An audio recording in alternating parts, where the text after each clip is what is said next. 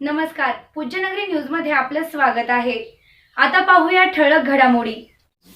Pujyanagari news मध्ये आपले स्वागत आहे। परंडा तालुक्यातील क्राईम घडामोडी।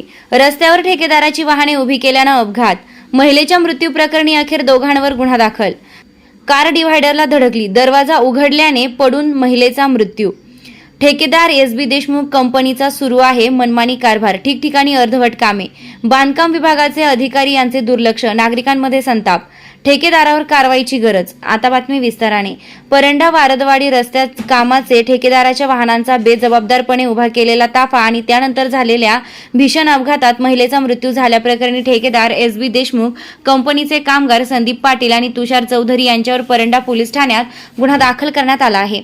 पोलिसांनी दिलेल्या माहितीनुसार रुबाब हमीद शेख आणि त्यांचा मुलगा इम्रान शेख राहणार बार्शी हे दिनांक 22 जुलै रोजी रात्री सुमारे 8:45 सुमारास कारमधून प्रवास करत होते। दरम्यान बार्शी परंडा रोडवरील रिशा लॉजच्या जवळ वजन काट्यासमोर एस.बी. देशमुख कन्स्ट्रक्शन कंपनीची वाहने रस्त्यावर उभी करण्यात आली होती। या वाहनांमुळे कार चालकाला अडथळा निर्माण होऊन कार डिव्हायडरला धडकली। या अपघाताच्या धक्क्याने कारचा दरवाजा उघडला आणि रुबाब शेख या कारमधून खाली पडून गंभीर जखमी झाला। या दुर्घटनेत त्यांचा मृत्यू झाला।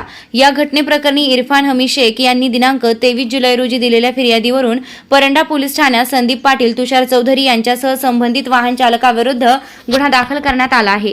वारदवाडी ते परंडा काशिम पर्यंत रस्त्याचं काम एस.बी. देशमुख यांना देण्यात आलं असून गेल्या 2 वर्षांपासून काम रखडलं आहे।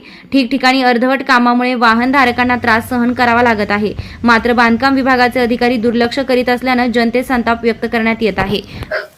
चालू घडामोडींच्या अपडेट्स जाणून घेण्यासाठी आपल्या पूज्यनगरी न्यूजला सबस्क्राईब जरूर करा, लाईक करा, शेअर करा व कमेंट देखील करा। बेल आयकॉनवर प्रेस करा व नोटिफिकेशन्स मिळवा।